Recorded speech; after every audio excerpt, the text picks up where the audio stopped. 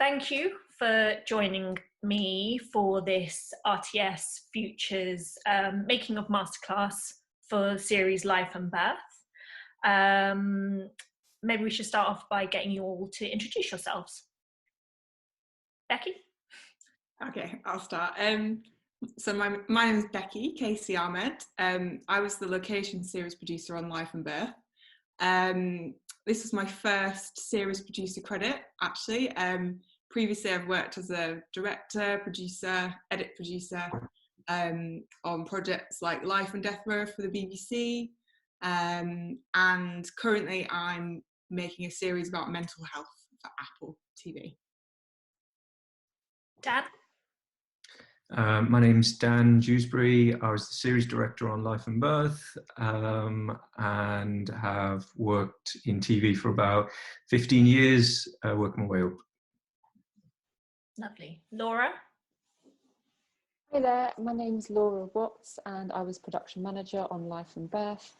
I've been working in TV for 11 years now and working as a PM for 5 years. Cool. Sophie? I'm Sophie Wright. I was one of the producer directors on Life and Birth. I actually started working in natural history and science, and I worked on BBC Horizon for a few years, and that's when I first kind of started filming in hospitals and making health programs, and yeah, that's how I ended up here. And Aisha? Hi, I'm Aisha. I was one of the researchers on Life and Birth. Before Life and Birth, I was working on, I've worked on different factual and fact-end programs. Great. And I'm Rajveer Sahota. I am your host. I'm on the RTS Futures Committee, and I was also an assistant producer on the series. So Dan and Becky, perhaps we could kick off with you. For people who haven't seen the series yet, could you just tell us a little bit about what is Life and Birth? What's the series about? Yes, I can do that. So Life and Birth, this is series 1 of a 6-part series for BBC One.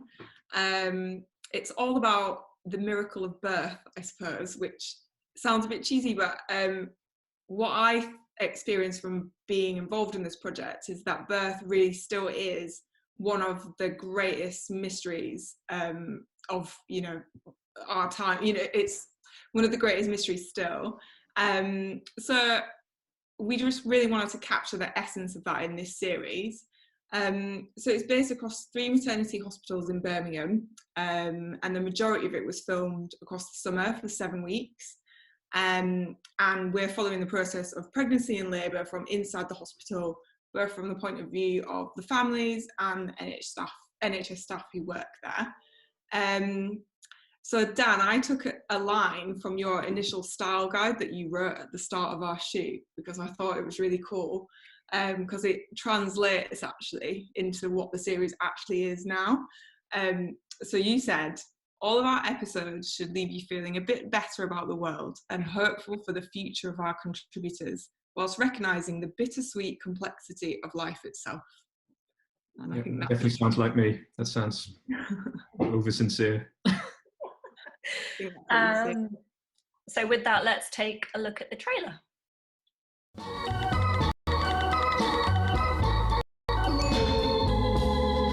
Hopefully it won't splatter on him like last time. The birth plan is to get through it alive. How am I going to do this? That's life. That's life. That's what all the people say. You're riding. Keep going on the gas. Shut down in May. Coming, keep it coming. Brilliant, well done. There's your baby. Congratulations. Experience the incredible journey of life and birth on BBC One and iPlayer. I remember when you first contacted me, Dan, to ask if I wanted to be involved. Yeah, I knew it was going to be something really special, but we would have to work to make it stand out from what we'd already seen on TV before in that realm. I mean, it was commissioned off the basis of life. one born every minute had been made in that hospital, and so the access came from the previous relationship that Dragonfly already had with that hospital trust. So it made sense to base the series at that hospital. But I think the ambition for the series was something that felt quite different. Maybe you can talk a bit about that, Dan, in terms of what you were hoping to achieve from Life and Birth.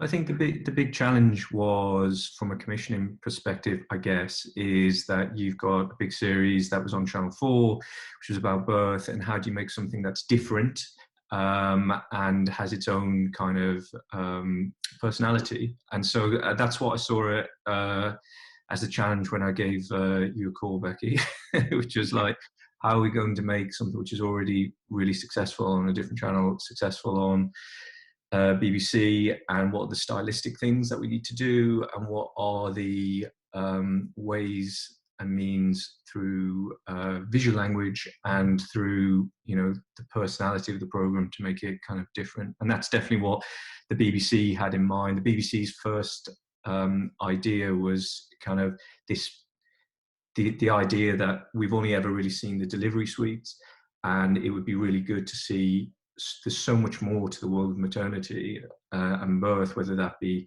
in operations or like where we filmed like miscarriage and places like that, and to kind of give that bigger view of that world. And I think as well, we wanted to strike a balance tonally with the series, because we knew that we were going to be covering some really hard hitting stuff, and that birth can be really painful, and the whole process can be really difficult for lots of people, and we didn't want to shy away from that. There are huge challenges for the NHS staff, and we wanted to show the incredible work that they were doing. But also, as I said before, birth is like a miracle, it's incredible, and I think we just wanted to capture the essence of that in like all its raw emotion and the humour that can come with it too. So it was trying to strike that balance as well, wasn't it, Dan, about like it having this like kind of light-hearted humour, but also showing like the incredible like medical treatments that were happening in hospitals.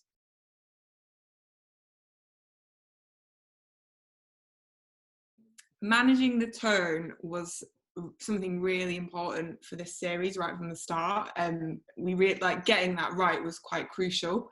As we talked about, a birth can be really emotional in a variety of different ways, and a lot of the work that was being done at the hospital was really cutting edge and stuff that we'd never seen before, and we wanted to make a big thing of that. But we really needed it to feel fun and warm and inviting too. So it was like a proper doc, but that we needed to be really transparent, but at the same time, we wanted it to feel uplifting. So I remember, Dan, like we talked to Emma, the commissioner, early on about this, like getting the tone right and how we do that. And she talks a lot about that moment where the parent takes their baby home for the first time. And I remember we focused on that moment of like, how are we going to film this moment of the baby and the baby carrier leaving the hospital? And I think a lot of it was like looking at the sort of individual moments and thinking like, how do we film that, and how do we make that feel like we want it to feel, as well as focusing on the kind of breadth of the stories and looking for, well, which department can give us this kind of emotion, which department in the hospital would we find this kind of story. So it was about kind of getting the producers to do a huge amount of work at looking at the way that a story might look, and Dan, you worked to, I suppose, think about how we would shoot that in a way that would give us the tone or the emotion that we wanted. So I know that you like implemented a lot of stylistic things right from the start, Dan. So I don't know if you want to talk about how you wanted the series to look and how you fed that back to the teams. I think in terms of tone, it starts off with, pragmatically, the channel that you and the slot that you kind of, so it kind of, that's the first clue really, isn't it? That's what you're saying, Becky, in terms of talking to the commissioner as well. So we knew that it couldn't be, you know, super intense, and it had to kind of play with all the things that you normally play with: warmth, humor, and also the ups and downs of the miracle of birth. So it was from that, then you kind of work out, well, what are the visual things that kind of give you that? So Becky, you mentioned about them leaving. So it was always, the thought was, if we can get as many cameras on that as possible to kind of make that a really big moment and a significant moment, then that would be a good ending. But then also going in, the thing that is really important to remember is that you have all these ideas on the ground, but they're only properly implemented when they get to the edit.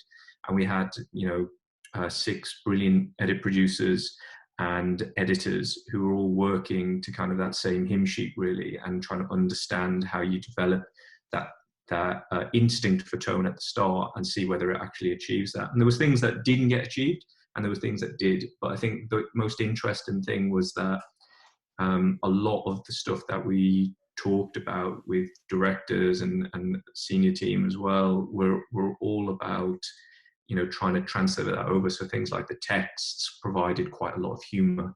The things like, you know, kind of going to the interviews at certain stages in the delivery suite provided a lot of emotion and warmth.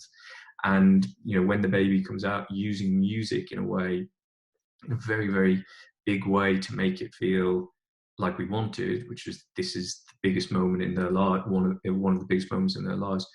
We use that in a way to try and achieve that. And then also the idea with a series like this is to wrap it up in a way that feels really good. And so having commercial music for the ending, you know, kind of provides that. And, you know, so there's just like hundreds of things, little tiny things that you see how a series, which is series 1, if it goes on to anything else, you know, you can get an understanding of the brand. And that, you know, I think that comes into tone quite a lot, as in, you know, you're not making a single film here, you're making 6 episodes with the hope that some more might get made. And so you've got to stamp your authority in terms of, like, you know, well, this is this part, this is this part. And that, I think, hopefully came through to the directors as well, as in, we're all going to film in this exact same way. We're all going to try and cover things. We're all going to not ask questions until they're going into the interviews and things like that. So all that plays into tone, really. And even down to, I remember, Dan, you talking the PDs through, you know, how long you wanted them to hold a shot for and the types of shots that you wanted them to get. Like, there was you know, you really thought it through actually about, you know, and it doesn't always work. Some things were tried and didn't work, but you really thought through how to get the tone that we wanted for the series, using visual things like that.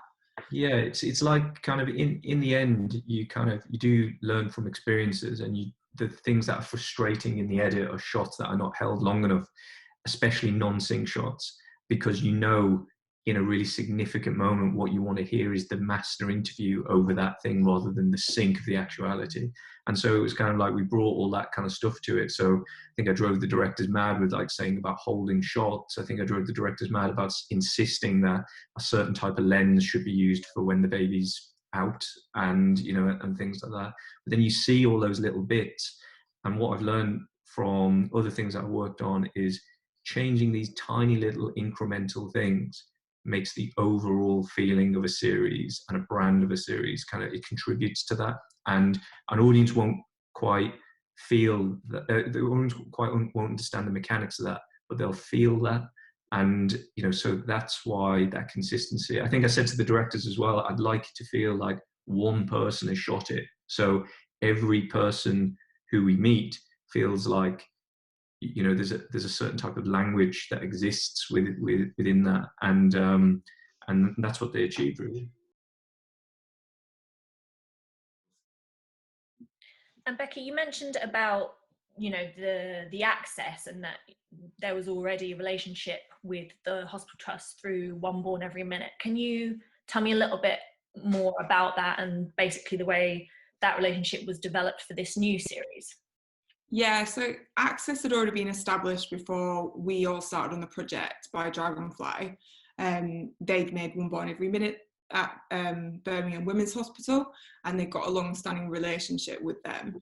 However, just because we had access to the hospital didn't mean we didn't need to put in the work and establish ongoing trust from the hospital staff. So I worked really closely with the hospital PR people to get them to introduce us to staff and get access to various departments. But really it was the work of, you guys, it was the work of the team on the floor, recognising where the best stories were, where they needed to spend the most time, who they needed to get to trust them so that they could get access to the things that they wanted to film. So, and I think like working somewhere so complex, I found, we're not experts in maternity wards, and we weren't always going to be, we weren't always going to be right, and we were going to make some mistakes. But I think it was just about being humble and respectful, and just, always making sure to rectify something if we had made a mistake in some way. So it was ongoing, and it was difficult at times, I would say, but they were amazing, and they really worked with us. So yeah, it was good. And it was obviously a kind of a huge operation, a really big team. Laura, perhaps you could tell us a little bit more about the kind of scale of the production. Yeah, so on location at any one time, we had sort of 45 crew members, but obviously the location crew was even bigger than that because we were filming 24 hours a day, 7 days a week. We obviously had to have crew to cover when people were having rest days. So yeah, it was a really big location team. They were there for 6 weeks, for the 6 weeks filming block, plus most of the location team were there, a week or two before the rig filming started, just to, as Becky said, build those relationships, all of the filming crews to get familiar with the ward staff, the delivery suites, the layouts of the hospital, and ingratiate themselves with the staff members. So yeah, it was a big operation, and that was, just to give you a little kind of loose breakdown, there was obviously Becky, who was location series producer, along with Megan, who was a location series producer. We had Simon, who was the exec, and then Dan as series director. And then down from there, we had the self-shooting teams, which roughly speaking comprised of a PD and an AP or a researcher. So Sophie and Aisha, you guys didn't work together, did you? But there tended to be PDs that were each partnered up with a... Yeah, Aisha was my buddy. We were a team. Oh, I thought Aisha... Oh, yeah, well, that was right. Sorry, I was thinking that Aisha was with Christina. But no, Raj was with Christina, Aisha was with Sophie. So that they were a little shooting team, and then we had a team of runners as well that were on rotation around the clock too, to assist bring in PDs and the APs, like any release forms that they might need, or snacks or bits of kit. And then because we still had the rig there, that had to be manned as well, which took up quite a lot of manpower in terms of gallery directors, sound engineers, technical assistants, plus of course we were generating loads and loads of footage. So we had location edit assistants on location to be constantly backing up the footage, both that the guys shot and that was coming from the rig as well. There was a lot of footage. So that's basically it. And then obviously production team and casting team as well. And speaking of casting, so casting is obviously one of the first kind of steps, one of the first building blocks. And I know that Aisha, you were kind of really involved with the casting team.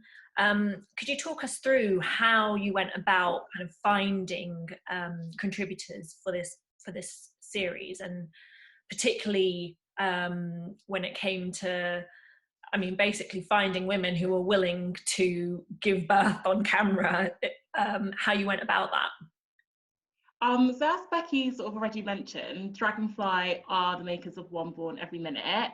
So that really sort of helped us because we were able to sort of put that on our casting flyers, and that we already had, Dragonfly already had this sort of trust and reputation of making a really well-loved maternity series.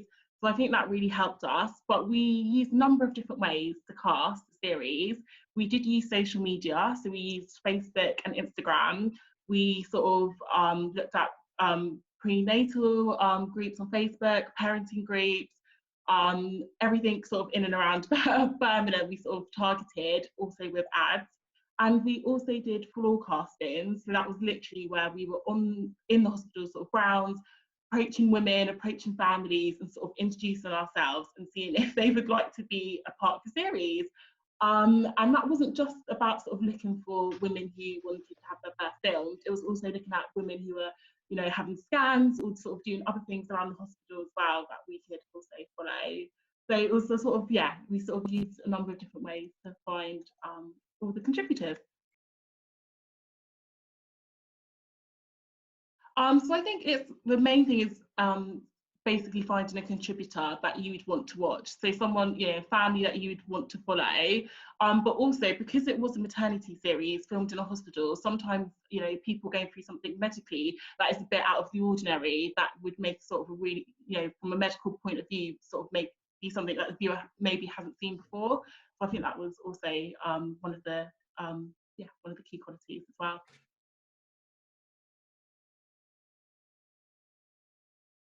One of the things that helped reassure people from a practical point of view was that for all the mums, we had what we called a two-stage consent process. So this meant that mums would be asked to sign a letter or give their verbal consent to be filmed, and then later, when they were maybe more able to fully understand the series, get some more information from us and understand the purpose of filming, that's when we would ask them to sign a contractual agreement which would be their consent to actually broadcast that footage.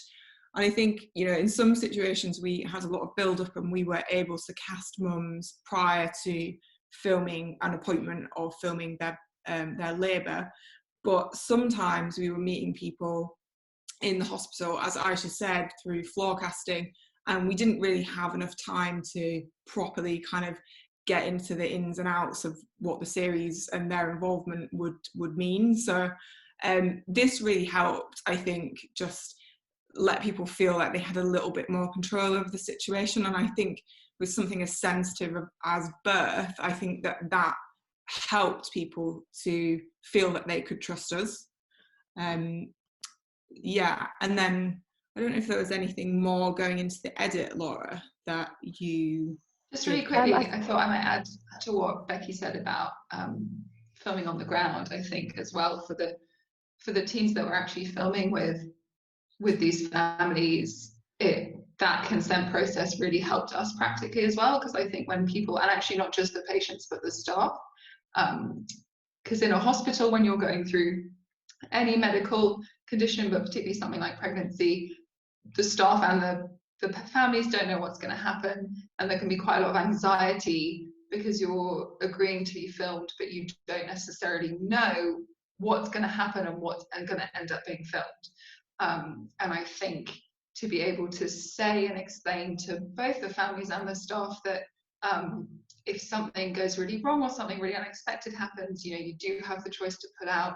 This isn't obligating you to be included in the final program. I think it made people feel a lot safer about maybe taking a little risk of being filmed, and I think it really helped us film a lot of families that wouldn't have agreed if they had to say there and then at the beginning if they were happy for it to be broadcast. So I think it really does help kind of ease people into the idea of filming, and they can and have you film it and then see how they feel afterwards about having it included. I think it really opened up a lot of relationships. Yeah, and then just an extra follow-on stage from that was that all of the people that consented and made the final cut obviously got to see their contribution in the films at offline stage as well, which I think was reassuring to them. And sorry, just get a little upgrade notice there. So yeah, that was an extra step that was really, yeah, I think reassuring to them as well. And actually something that was really nice that's happened recently when, you know, just around TX, we've been letting people know about their episode going out and liaising with them, is how many of the families have actually fed back and said that, particularly some of the families that were going through really tough times, have fed back and said how they found it really comforting having the crew there. And actually it was a really stressful time, but the crew actually made it bearable. So I think that's you know, real credit to all of the shooting teams that, yeah, we're thinking about this as reassuring them, but actually you guys were actively making some really tough situations a lot better for them. So that was nice. And I just following on from sort of a compliance perspective, there was, there's contributors consenting to appear and have their material broadcast as well, but there was a kind of duty to care and safeguarding process that we did in conjunction with the hospital for each of the contributors as well, which obviously is really important when people are consenting to have situations like this filmed. And Laura, did you have anyone when you showed them the footage that they then decided they didn't want to be a part of the series? Or how did you? No, thankfully. No, not anybody that had made the programmes. I think obviously sometimes some people are a bit shocked. Some people maybe thought they were going to be in it a bit more, or some people are really shocked by how much they were in it, and they can't believe that they're really showing such an interest in their birth. That definitely happened with one family. But no, ultimately nobody asked to have it removed, thankfully. And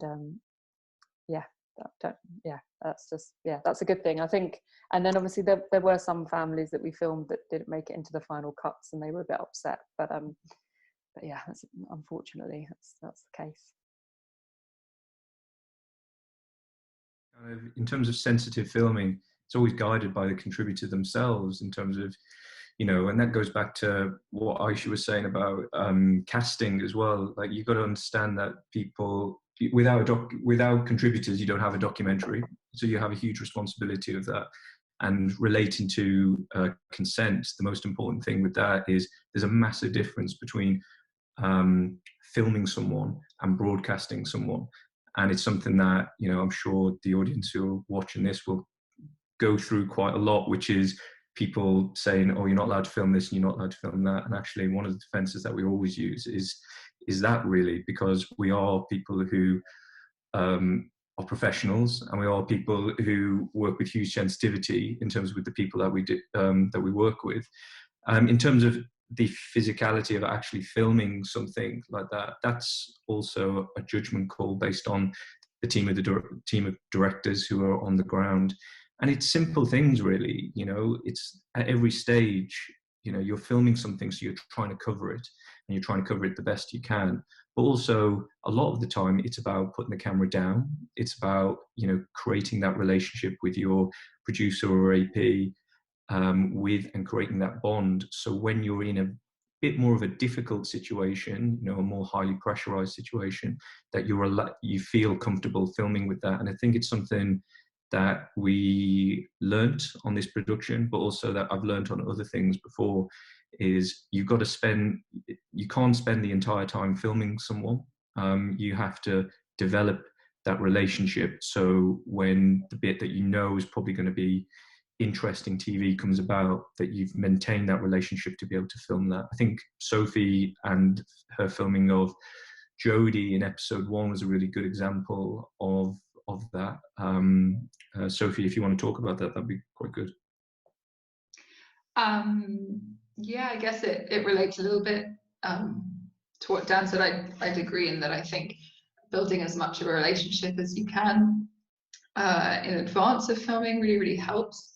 And we had quite a few families going through really, really difficult things, and a lot of the teams experienced that. Someone you'd be filming would end up getting really, really distressed at some news they got or something that happened.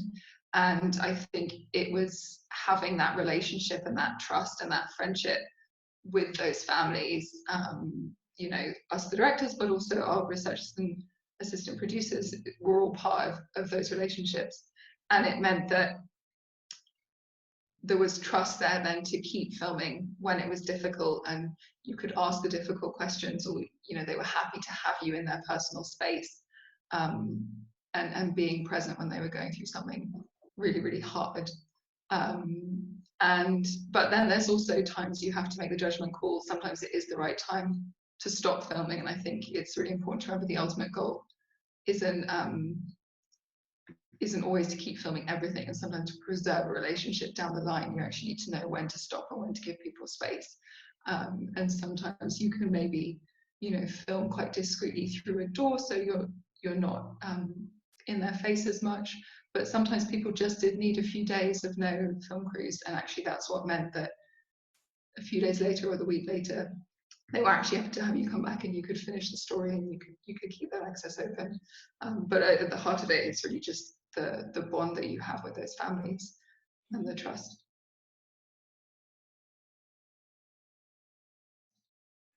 And in terms of making an observational documentary and following live action, Dan kind of mentioned it, you know, you can't just keep filming everything. How do you go about directing live action in front of you and knowing what to include, what not to include, etc.? So there's two schools of thought with that, isn't there? So, you know, our series kind of had a lot of rig footage in, and that's directly answering the question about sensitivity, which is, you know, is it too sensitive for film crews to be in that situation? And I think what we proved in the series is that it isn't. It's about the trust and the bond that you make with your contributors that allows you into those situations. And I find it's a much more honest way of filming it, because you're creating a relationship with someone, and hopefully you get better footage because of that. And as you'll see throughout the series, it got less and less riggy, if you know what I mean, as we developed those relationships and developed our kind of way of casting people and things like that. In relation to the question that you're talking about, that, you know, one of the biggest things to learn in terms of storytelling, I think, is the fact that you can plan. Just because something's an observational documentary, it doesn't mean you just kind of film like a rig. It means, as directors and producers, we think about story a lot more, and we think about, okay, well, what is the central arc of this person and the thing that they're fighting against, or the thing that they're overcoming, or the bond that they have with something that's an absence or there, and how do you make that in part of their story? Because fundamentally, birth in storytelling terms is someone comes in and someone has a baby. So those bits, you know that there's going to be an ending of some type, and so the bit in the middle is where the real skill comes in. And then being very direct and kind of pinpointed about how you get that and how you achieve that through interview and through, you know, observational filming. But by that I mean the interactions that they have with others. That's the key, and that's the thing that we all talked about as directors and producers, and with the series producers as well, about how we, you know, what is that person's story? Is that right, Sophie and Becky?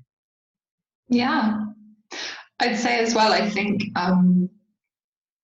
a lot of what we film and a lot of the situation is unpredictable, but even somewhere like a hospital, you can, if you know, the research you do beforehand is really important, and the conversations you have with the staff especially about what's likely to happen, and in all the different eventualities that might happen, you know, what the procedure would be, so that you can kind of anticipate what might be likely to occur. You know, if you're going into a scan, you don't know what the result's going to be, but it's helpful to have a map of, if this is the result, this is what's going to happen next, and if it's result B, then this is what's going to happen next. Or, you know, during a birth, knowing that if there's a complication or an emergency, kind of knowing what's going to happen, which staff are going to have to come in, where the baby might be moved to. It means that when unpredicted things do happen, you have a slightly better idea. And you can plan in advance and make sure you cover it. And I think a huge part of that, often we're kind of busy filming and you have to kind of, all your focus is on what's happening in front of you, but the wider team with the researchers and the assistant producers and all the producers, they're having so many of those conversations with the staff and you know, forward planning, and I think it really is a team effort. But certainly anticipating what might happen and having a vague plan for it, so that when it does occur, you're ready, is really important. One of the biggest challenges I found in filming in the hospital was the fact that we are in a public place. So even though, you know, we're there, we might be following a family, not everyone necessarily wants to be filmed. And that was sort of, you know, going ahead, sort of speaking to everyone, sort of introducing yourself and what you're doing. I think that I found that really helpful, just to make sure that everyone was happy that we were in their space and sort of privileged enough to be there. So I think that was one of the things for me. Sort of, yeah. I mean, for me, I was so reliant on Aisha when we were together. And, you know, when you're filming, something's happening, you have to be holding really still, you have to be listening. Your entire focus is on getting that footage and getting that footage usable. And so, you know, Aisha completely held the team together. She would be running around. Anyone who we came across who's a bit worried about what was going on, she'd be kind of quietly explaining to them what was happening. She'd be kind of thinking ahead, spotting what was going to happen, running ahead to staff that she knew were about to come in and making sure they knew that we were filming and checking if they were happy or not to be filmed, and then feeding that back to me so I knew whether to kind of cut them out of shot or not. Kind of managing any issues, basically. The kind of, she completely held everything together. So yeah, definitely teamwork. And on the back of that, we did have a wider team. So even though I'd be with the PD, you know, sort of the unpredictability of the situation, if we were going to move locations, maybe from delivery suite to theatre, sort of letting the wider team know, and they would go ahead and sort of consent everyone and sort of speak to everyone. So that was really helpful, sort of having that support of the wider team to sort of, because you can't be in two places at once. So yeah, that was really, really helpful. This series was for 7 weeks at least. It was a 24/7 shoot, and as Laura said, you know, it was a huge team of people, and you know, we had small teams like Aisha and Sophie who would work together, and we were filming across 3 hospitals. So what was really important was that for me as a series producer, I knew what was happening all the time in every single shooting situation. So Aisha, one of your main jobs, and the researchers and APs and producers who were working with the PD, was being on Slack, which is, you know, that's how we communicated. We used Slack, and we'd have a channel per story, and it was just constantly sort of typing what was happening and letting me know, and Megan, who's the other location series producer, what was going on, and if we needed to kind of move teams around or prep for something that was about to happen. So we were trying to do our best really to support the teams on the ground with whatever they needed to do next, basically, by, you know, being organised and just, you know, trying to keep across everything. And that was really useful as well for just kind of, again, to Sophie's point about, you know, there is an element of predictability in what's going to happen, even with actuality filmmaking, because, you know, you can find out certain bits of information that mean that you can plan where you're going to be more or less and roughly what might happen. And so just being able to feed stuff back to us meant that we could get people in the right places for the right time. You know, it didn't always work, but we tried. So yeah. Well, I was going to ask about, you know, that kind of organizational element of the production, obviously coordinating that many people across that many hospitals 24 hours a day. So obviously communication was a big thing, having your big kind of whiteboard with all the stories written up, the daily story logging of notes, which was kind of the bane of the APs and researchers' lives, but really, really essential to be able to keep on top of how each person's story was developing and have that broad overview. Is there anything else you wanted to add? And that was also... Yeah, go on.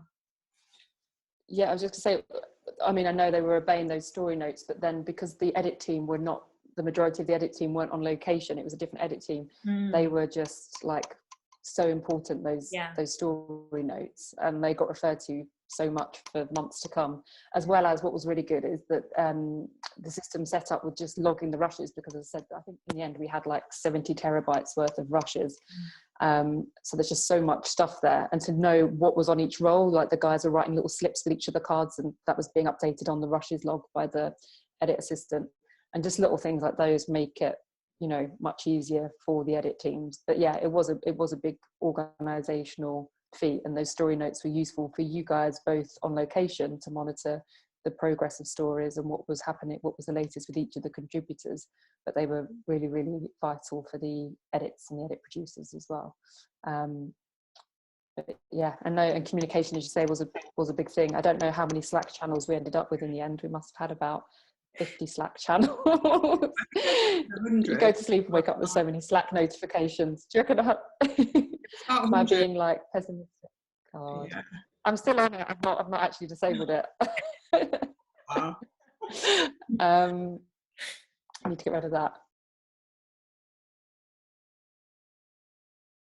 I mean, to be honest, the logistics was like a one-person job for the hotels and trains and everything that needed booking. And that was our lovely JPM Ash. And, you know, while locations happened, that was pretty much a full-time job for him. And then it was like working closely with the series producers to try and work out, you know, constantly updating the rota about who was on shift and where people were going to be sent and who was covering where.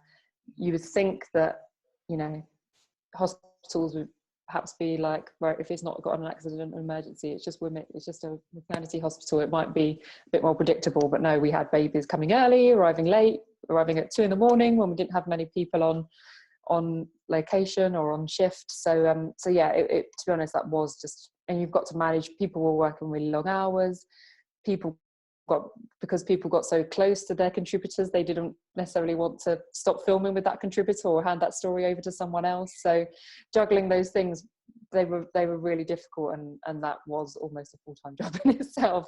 Plus obviously you had kit queries or the backing up of the data. The edit started whilst we were still filming, so getting rushes back to there, getting the post set up, getting rushes synced that were on the rig with the audio. So yeah, there was just quite a lot to do really. But in terms of the organisation, as I said, travel and transport and logistics were almost just a one-person job. And then for me, I was working more closely with Becky and Megan in terms of managing people and where they were going to be, and if we had cover for the stories that we needed. Obviously, a big part of the program, alongside the kind of the actuality and the Obstock element, are the master interviews, which kind of feed throughout the program. Dan, can you tell us a little bit more about how you went about organising and recording the master interviews and how those have been used in the series? I think the thought with master interviews was that you want to create intimacy, and you want to kind of feel that, you know, that people are confessing and talking to the audience directly. So we used Mirrorbox, which is basically just, you know, it makes people feel comfortable with talking directly down the camera because it looks like you're talking to me, using a system of mirrors. And, you know, just in general, those interviews were, the whole point of them was to try and get the personality of our contributors out in the best way possible. So we looked at different things, you know, in terms of use of humor, how our questions are kind of, you know, the way and the way that we made those interviews up. And, you know, as Sophie mentioned, like doing our research properly, understanding the backstory, which was done by, you know, in the first instance, the casting team, and then the things that we learned, you know, since then.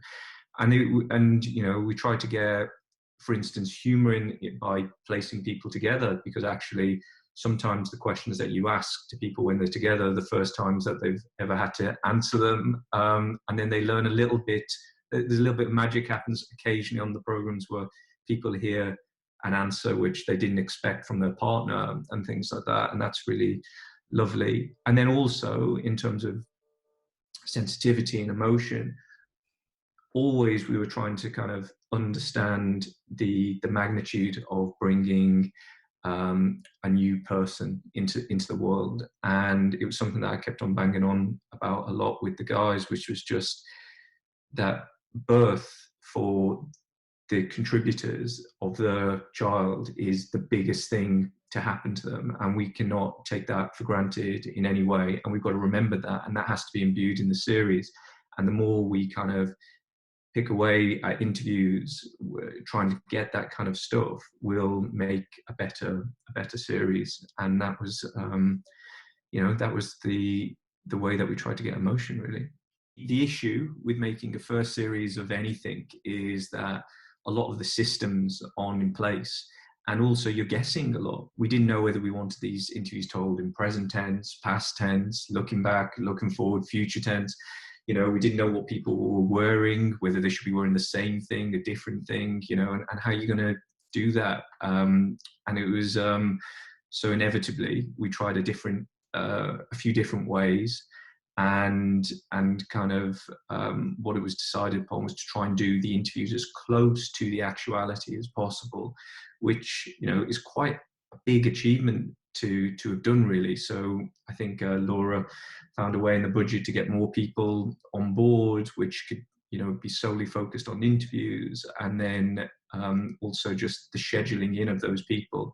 And also it directly affected how the directors filmed, in the sense that at the start we were maybe doing interviews to the side a little bit, and then that started, once we started knowing ourselves a bit more, started to get less and less, if we could, to the extent that, you know, we'd film the actuality and just treat that as pure actuality, and do the interview and get the most out of the interview, to kind of cover the 3 scenes or 3 or 4 scenes that we kind of needed in the program.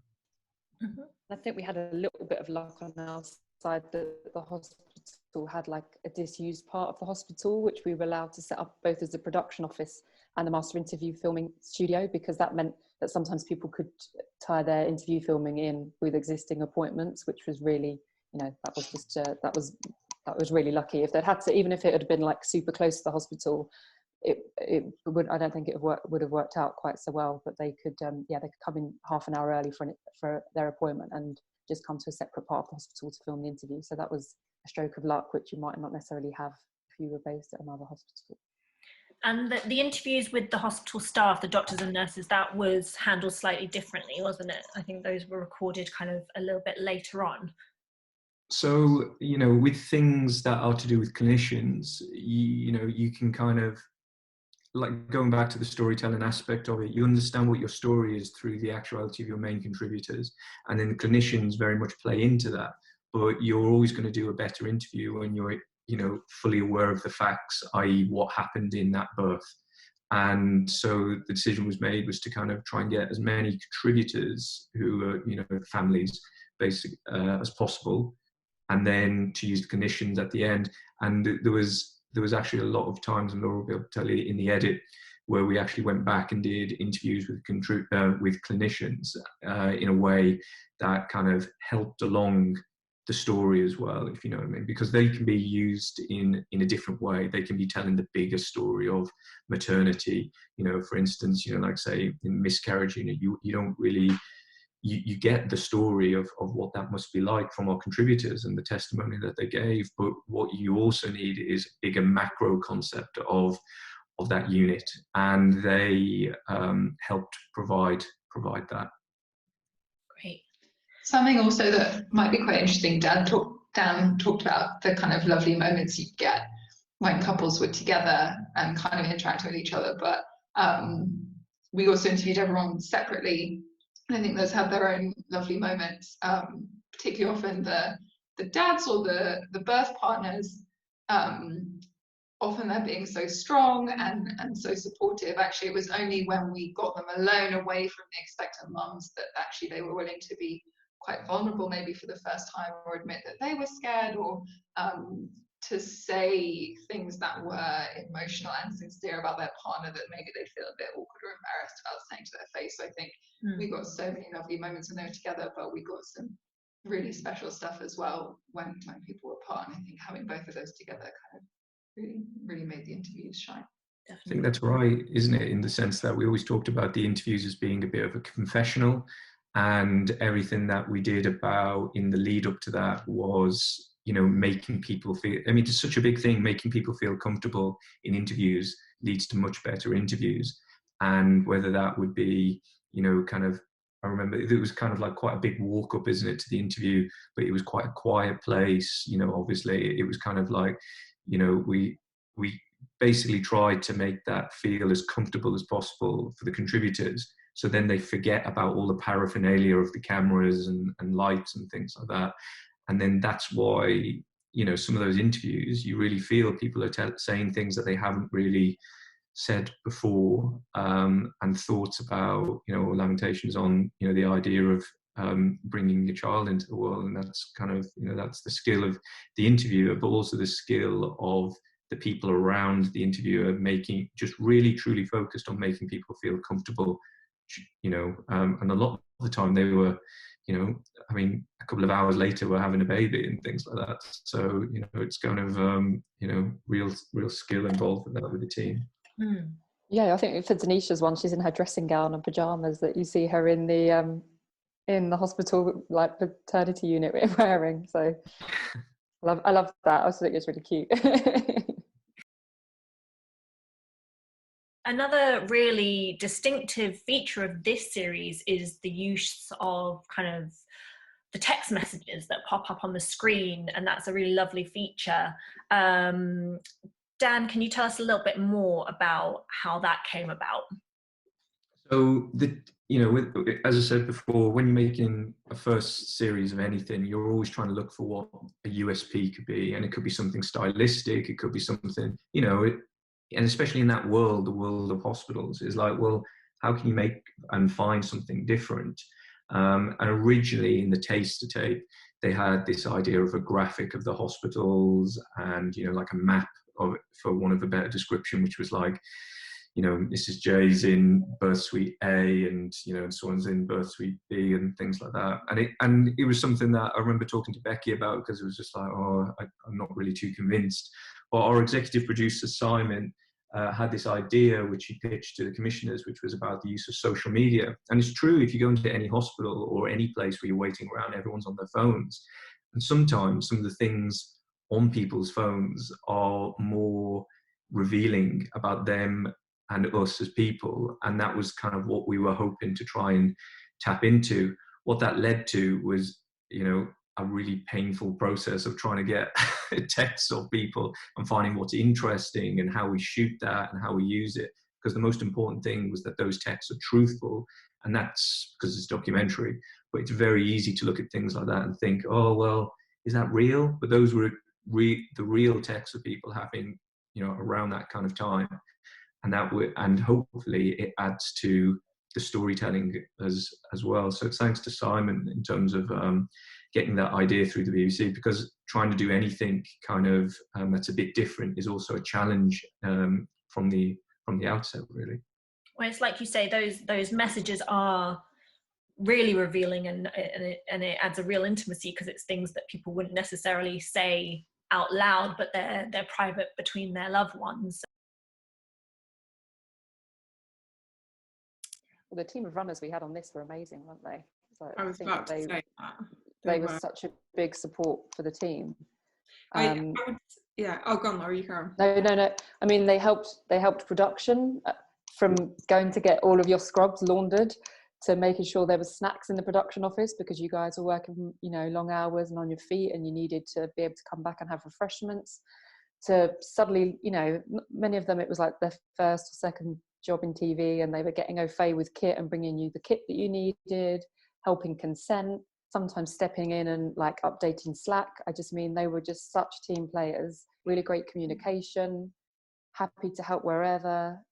And I think, you know, regardless of how you, whatever direction you want to go with TV, those early jobs and being willing to help wherever, because, you know, if you work in production, you need to know a bit about kit, you need to know a bit about editorial to best know how you can support them. So I think just trying to learn a bit about everything for those shooting teams and help wherever you can was really, really essential. But yeah, it's good to know that they were great for you as well, Becky. I think everyone loved our team of runners. Do you know what? I think on such a massive production, I and everybody else was just so busy all the time that, you know, sometimes you might not notice like everybody's individual work, you know, every day. But I have to say, every day, the runners and researchers like blew me away. I was so impressed. And I'm not just saying that, I really like, I've never worked with a team of like junior people who've put in so much hard work to a project. And everyone was really different. I remember we just had like so many different personalities. And I think that's great. I just think, you know, it's really important just to be yourself and you know, be like comfortable with that. But the main thing that was I would say the same about everyone was that everyone was really happy to be there, and everyone put in that effort. And like you say, Laura, whatever we were asking them to do, it wasn't like too small of a task or too big of a task. And I was really impressed, like, to say that some people hadn't actually worked in TV before, or they maybe only had 1 or 2 jobs, how kind of like easy they found it to just try their hand at something new. And I think, you know, there's a lot to be said for that. Just like, go for it, and if you make a mistake, no one's going to care, because they get that you're just starting out. So yeah, I was impressed, definitely. And maybe Aisha, you can tell us from your perspective as one of the researchers, and one of the youngest people on this panel, how you kind of got into TV, and what you think are the important skills to have to work on this type of program. So I got into TV through a Channel 4 scheme. I think Channel 4 production training scheme. So I was sort of lucky enough to get a place on that and be placed with an indie. But before that, I interned at a lot of companies. And I did a lot of internships and work experience, which was really helpful to sort of basically decide what I wanted to do and give me a go at doing something that I haven't done before. And I think the most important skills are basically just getting stuck in and getting involved. That's the most you can do. There's no sort of rule book for TV. It's a really weird industry where like no one will tell you this is exactly how you should do it. There's sort of there's no rule book. So I basically think sort of getting stuck in and learning it on the job is the best way to do it. And Sophie, perhaps you could talk a little bit about people who have kind of ambitions to direct. Yes, I think one of the things that's quite specific to observational documentary, and particularly sensitive access docs, is that it's not necessarily appropriate to have a big crew in, and it's not necessarily appropriate to be having lots of conversations between a big crew, or to ask people to start and stop again. You need to kind of be able to roll with the punches. So I think in this kind of documentary specifically, you do see a lot of directors that are self-shooting, versus kind of other genres where actually most directors wouldn't necessarily go near a camera. They'd have a professional crew and they'd just be directing that crew to get the footage that they need. So I think if it's an area that you are really interested in and you're interested in directing, then certainly learning to shoot and getting practice in shooting is a really good skill that you can build, because you'll be it means that you are primed and ready to go into those spaces where it's maybe only appropriate to have 1 or 2 people in, and you can do everything. You can direct the action, but you can also get the footage you need. And I think there's lots of training courses people can do to get their skills up, but I think it's also really about being brave. And I started shooting quite late because I was always really fearful that I'd try it and I wouldn't be very good, or that my footage would, people would judge it.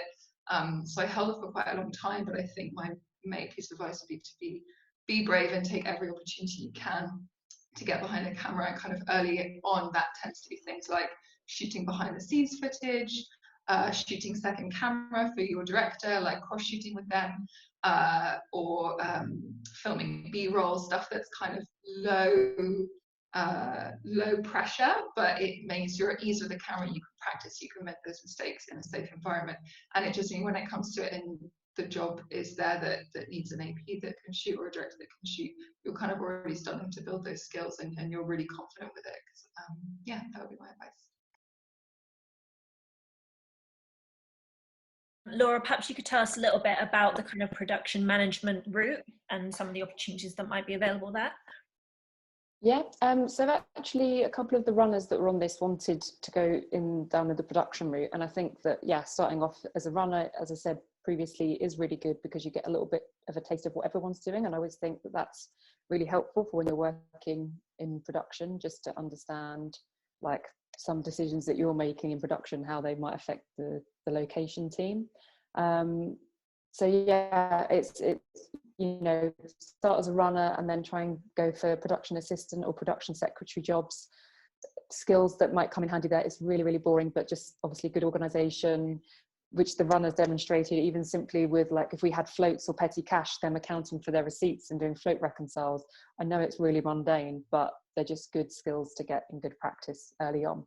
And then again, the runners were assisting on, we had like drone shoots, so just with the organisation of that, making sure that everyone's safe and in their high vis and standing the distance that they needed to be away, and we had the tape and all the sort of safety measures that they needed for that. Skills that are particularly handy or things that are particularly useful for working in an obstock production scenario: flexibility, because the situation is always changing and crews needs suddenly change, their time that they might need to film suddenly changes, or their location has changed, or a baby's suddenly born and you need people there. So just being able to be adaptable for that really is probably one of the biggest tips, and that's at whatever level you're at in production really. Sometimes you just have to get stuck in and help, or run some kit to someone, or yeah, wherever you can, just try and help. And then the organisation, as I touched on before, and that's the runners like exemplified that, as I said, with like kind of getting stuck in with transcribing and logging of releases. That's really useful. Those kind of, yeah, those skills. And then yeah, just working in I worked in obstocks for a while. I did go out of factual for a little while, but then came back in. I think no matter what genre you work in, the skills are transferable. It's just the kind of the environment gets adapted a little bit, but yeah. I think in terms of just skills so if it's people coming into the industry and things like that, I think the best skill that you can have is initiative. As in, I think everyone here on this call would have displayed that in some kind of way, whether that's how they got into it or just thinking of ideas and things like that. I also think something that's really, really important to develop is your instinct for things. I think it's always an assumption that instinct is something that is just like, within you. And I don't believe that at all. I think that your instinct comes from your experiences, and you've got to get, sometimes the people that we hire on productions might not be the most experienced in terms of TV, but there'll be something about them that makes you feel like, that their instincts are right, because so many things in TV are having to make decisions in the moment, deciding whether you're going to film this versus that, or film that person or compliancy kind of stuff as well. So kind of that instinct is really, really vital. And then in terms of kind of, as you're saying about edit and things like that, just understanding story it's unbelievable, like how many people don't look into that. And it's kind of, once you know the tricks of it, then you become a better storyteller, and whether that be through reading scripts or reading commentary or understanding it, or understanding how pretty much all these stories that are in this series are all basically either 3 or 4 parts. Once you crack that, you make your life a lot easier in terms of filming, because you know exactly what you're going for. You're able to direct your teams, and you achieve on the ground what you want in the edit, and that's the skill of a director. I think that covers everything. So thank you so much for joining me and for all your kind of insights and advice. I can hear someone coming upstairs right now, so I'm gonna say goodbye there. Thank you. You've been watching the RTS Futures Making of Masterclass for Life and Birth, and I hope you enjoyed.